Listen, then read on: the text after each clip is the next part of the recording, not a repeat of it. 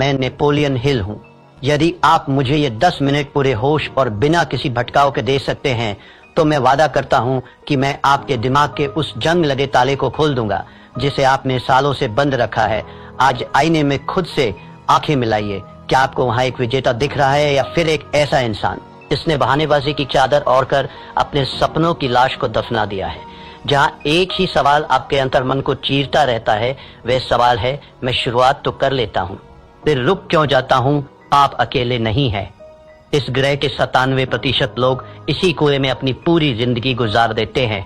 उनकी सुबह उम्मीद से शुरू होती है, दोपहर बहानेबाजी में बीतती है और रात गहरे अफसोस की चादर ओढ़कर खत्म हो जाती है। उनकी पूरी हस्ती, उनके सारे सपने और उनकी सारी प्रतिभा सिर्फ 3 शब्दों के नीचे दफन हो गई है। कल से शुरू करूंगा, लेकिन आज मैं यहाँ आपसे उन 3% विरल लोगों के बारे में बात करने आया हूँ जो इस भीड़ का हिस्सा नहीं है।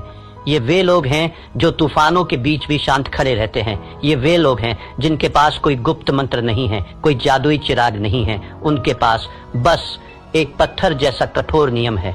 आज एनएच माइंडसेट के इस विशेष सत्र में मैं आपको उसी नियम की गहराई में ले जाऊंगा।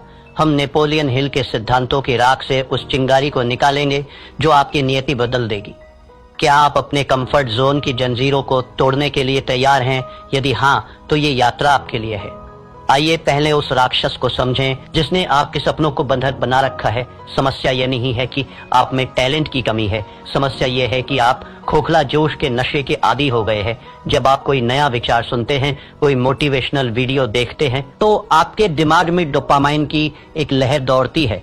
आपको लगता है कि आप रातों रात दुनिया बदल देंगे, लेकिन तीसरे दिन जब वह नशा उतरता है, जब शरीर में दर्द होता है, जब दिमाग बहाने ढूंढता है, तब सामने आता है वह लंबा, नीरस और धुंधला रास्ता।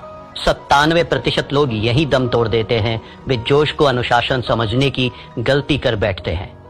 मैंने अपनी बरसों की रिसर्च के बाद ये पाया था कि इंसान का सबसे बड़ा दुश्मन कोई और नहीं, उसका अपना अस्थिर मन है। एक छात्र की मिसाल लीजिए। वह परीक्षा से 2 महीने पहले एक भव्य टाइम टेबल बनाता है। 2 दिन वह 10-10 घंटे पढ़ता है। तीसरे दिन उसे लगता है कि उसने बहुत कुछ कर लिया है। चौथे दिन एक छोटा सा भटकाव आता है और 5वें दिन वह वापस उसी भीड़ का हिस्सा बन जाता है जहाँ केवल औसत दर्जे की जिंदगी है।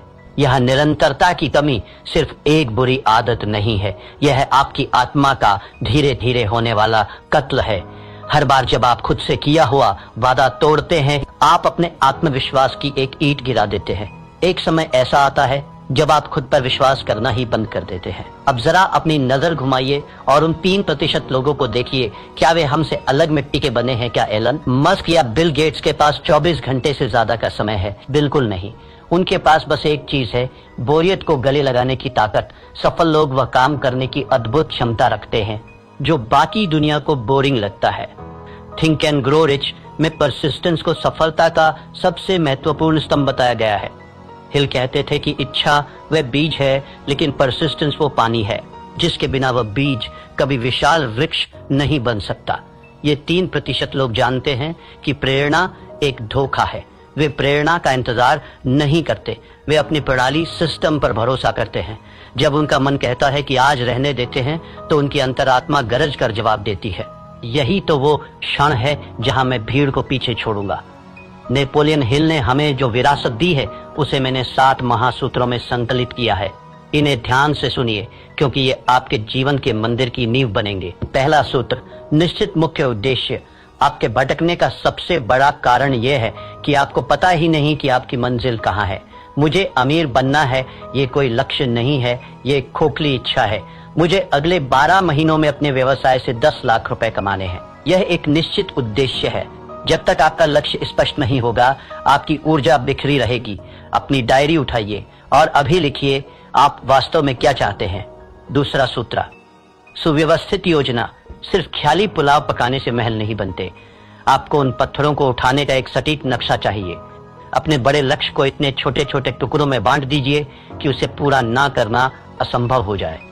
अगर आपको एक लेखक बनना है तो पूरी किताब के बारे में मत सोचिए, सिर्फ रोज के 200 शब्द लिखने का लक्ष्य रखिए। तीसरा सूत्र, परसिस्टेंस। दृढ़ता चरित्र का वह हिस्सा है जैसे लोहे के लिए कार्बन। इसके बिना आप एक कमजोर धातु की तरह हैं जो दबाव पड़ते ही टूट जाएगी। जब असफलता आपके दरवाजे पर दस्तक दे तो उसे हार मत समझिए, उसे एक कठिन गुरु मानिए जो आपको अगले स्तर के लिए तैयार कर रहा है। चौथा सूत्र, द मास्टरमाइंड ग्रुप।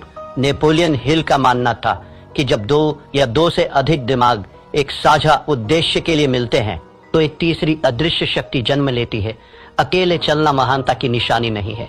ऐसे लोगों के साथ जुड़िए जो आपसे बेहतर हों, जो आपको ऊपर खींच सके। पांचवा सूत्र, सबकॉन्शियस माइंड की शक्ति। आपका दिमाग एक उपजाऊ जमीन की तरह है। यदि आप इसमें सफलता और निरंतरता के बीज नहीं बोएंगे तो जंगली घास अपने आप उगाएगी। रोज सोने से पहले अपने लक्ष्य को दोहराइए, उसे महसूस कीजिए जैसे वह सच हो चुका हो।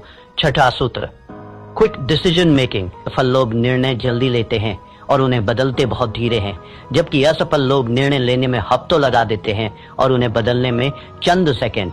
टाल मटोल आपके समय का चोर है, इसे अभी मार दीजिए।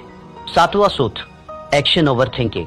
अत्यधिक ओवर थिंकिंग लकवे की तरह है, ये आपकी गति रोक देता है। इसका एक ही इलाज है, कार्य जैसे ही आप पहला कदम उठाते हैं आपका आधा डर अपने आप मर जाता है। एक पौराणिक कथा है। एक छोटे से गांव में एक साधारण कारीगर रहता था। उसने एक दिन संकल्प लिया कि वह गांव की सबसे ऊंची दुर्गम पहाड़ी पर एक ऐसा मंदिर बनाएगा जिसे देखकर देवताओं की आंखें भी फटी रह जाए। गांव के लोग ठहाके मारकर हंसे। उन्होंने कहा, तेरे पास ना धन है, ना हाथ, ना औजार, तू पागल हो गया है। उस कारीगर ने कोई जवाब नहीं दिया। उसने बस अपना एक छोटा सा नियम बनाया। वह रोज सुबह सूरज निकलने से पहले नदी के किनारे जाता, एक मध्यम आकार का पत्थर अपनी पीठ पर लादता और पहाड़ी की चोटी तक चढ़कर उसे वहां रखाता। बस एक पत्थर। एक महीना बीता, पहाड़ी पर सिर्फ 30 पत्थर थे। लोग बोले, यह मूर्खता है। एक साल बीता, पहाड़ी पर पत्थरों का एक ढेर लग गया था, पर मंदिर का कोई आकार नहीं था। लोग बोले, तू अपना जीवन बर्बाद कर रहा है। 5 वर्ष बीत गए। एक सुबह जब गांव वालों की नींद खुली तो उन्होंने देखा कि पहाड़ी की चोटी पर सूरज की पहली किरण एक भव्य सोने के कलश पर चमक रही थी। वहां एक विशाल नक्काशीदार मंदिर खड़ा था जिसकी सुंदरता का कोई सानी नहीं था। पूरा गांव दौड़कर पहाड़ी पर गया। उन्होंने चकित होकर पूछा, यह चमत्कार कैसे हुआ? तूने ये जादू कैसे किया? उस कारीगर ने अपने फटे हुए खून से सने हाथों को दिखाया और शांत स्वर में बोला, ये कोई जादू नहीं है, ये गणित है, रोज एक पत्थर बस। यही वह महान सत्य है जो आपको अपने जीवन में उतारना होगा। महान कार्य किसी एक दिन के विस्फोट से नहीं होते, वे हजारों छोटे, अदृश्य और निरंतर किए गए प्रहारों का परिणाम होते हैं। क्या आप अपना एक पत्थर रोज उठाने के लिए तैयार हैं मेरे मित्र? एक बात हमेशा याद रखना, समय आपके विरुद्ध साजिश रच रहा है। हर गुजरता हुआ दिन, हर टाला हुआ काम आपकी आत्मा का एक हिस्सा नोच कर ले जा रहा है। 97% लोग मृत्युशैया पर एक ही विचार लेकर मरते हैं, काश मैंने वह कोशिश जारी रखी होती। क्या आप अपने जीवन की अंतिम सांस इस काश के बोझ के साथ लेना चाहेंगे? यह अफसोस दुनिया के किसी भी शारीरिक दर्द से कहीं ज्यादा गहरा और कड़वा होता है। अनुशासन का वजन ग्रामों में होता है, लेकिन अफसोस का वजन टनों में होता है। चुनाव आपका है। नेपोलियन हिल ने अपनी एक और किताब में लिखा था कि अवसर अक्सर दुर्भाग्य या अस्थायी विफलता के वेश में आता है।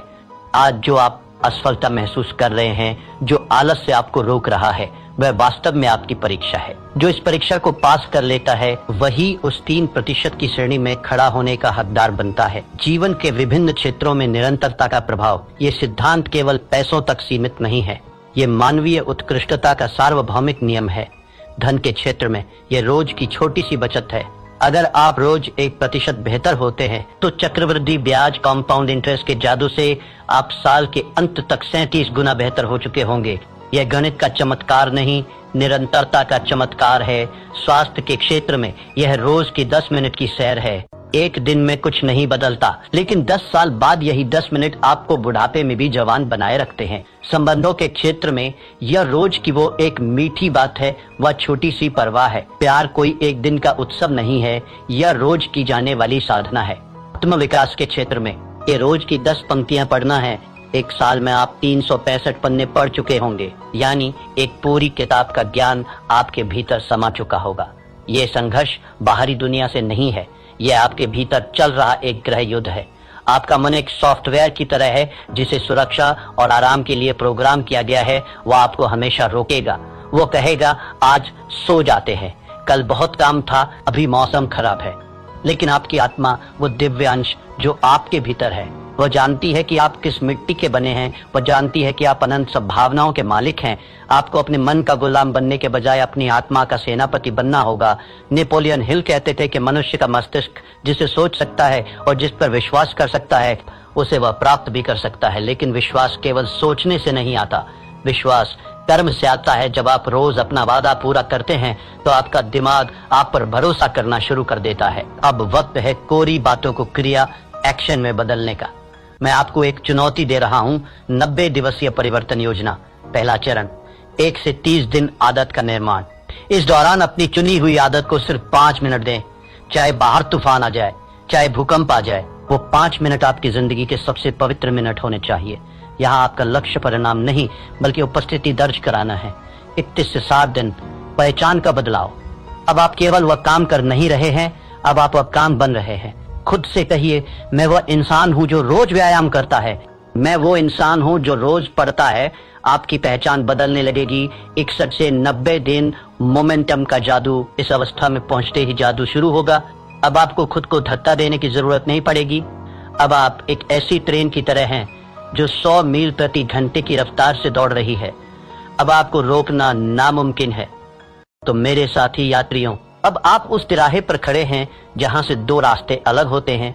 पहला रास्ता वही पुराना और घिसा पिटा है 97% वाली भीड़ का, जहां बहुत आराम है, हजारों बहाने हैं और अंत में एक सड़ा हुआ बदबूदार अफसोस है। दूसरा रास्ता उन 3% विरल व्यक्तियों का है जहां शुरुआत में अकेलापन है, जहां पसीना है, जहां दर्द है, लेकिन जिसके अंत में अमरता और शिखर है।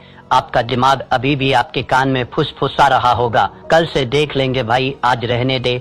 उसे एक जोरदार मानसिक थप्पड़ मारिए, अपनी आत्मा की आवाज सुनिए, अपनी डायरी उठाइए और आज इसी वक्त अपने मंदिर का पहला पत्थर रखिए। याद रखिएगा, इतिहास उन्हें याद नहीं रखता जो शुरू करते हैं, इतिहास उन्हें याद रखता है जो खत्म करते हैं। आज का यह दिन फिर कभी वापस नहीं आएगा। यह सूरज कल फिर उगेगा, लेकिन क्या आप वही पुराने इंसान होंगे या एक नया व्यक्तित्व? अगर आप उस 3% के क्लब में शामिल होने का अटूट फैसला कर चुके हैं तो कमेंट सेक्शन में अपनी आज की तारीख लिखिए और पूरे गर्व के साथ टाइप कीजिए, आई एम रेडी। ये आपका खुद से किया हुआ पहला सार्वजनिक वादा होगा। उठिए, अपने भविष्य की नींव रखिए और याद रखिए, यहाँ हम सिर्फ बातें नहीं करते, हम मानसिकता बदलते हैं। मेरे पास जो 10 मिनट आपने गिरवी रखे थे उनका समय अब पूरा हो रहा है। मैंने आपको वह चाबी सौंप दी है जिसे ढूंढने में लोगों की पूरी जिंदगी बीत जाती है, लेकिन याद रखना, चाबी सिर्फ रास्ता दिखाती है, दरवाजा आपको अपने कंधों से तोड़ना होगा। अगर आपकी रगों में अब भी वो खोखला जोश नहीं बल्कि सफल होने की एक ज्वलंत इच्छा दौड़ रही है तो इस चैनल को अभी सब्सक्राइब कीजिए, क्योंकि NH माइंडसेट कोई मनोरंजन का चैनल नहीं।